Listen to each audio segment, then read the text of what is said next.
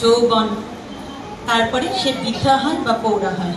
সেই সমস্ত পর্যায়গুলোকে যদি একটা নামের মধ্যে আমরা ধরি, যেমন যখন একটা মেয়ে শিশুকালে থাকে তখন তাকে আমরা কন্যা বলি, পরবর্তীতে তাকে আমরা বয়সের সাথে সাথে সে বধূ হয়, কখনো আবার সেই হয়ে ওঠে জন্মে।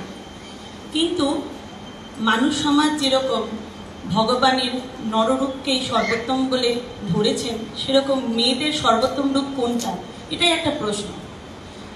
বিপদে যখন আমরা পড়ি তখন সবাই প্রথম যে নামটা উচ্চারণ করে সেটা হচ্ছে ভগবানের নাম।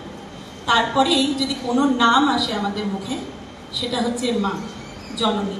সুতরাং আমরা বলতে পারি যে নারীর যত রূপই থাক না কেন, মা বা জননী রূপটাকেই আমরা সর্বোত্তম বলে ধরতে পারি।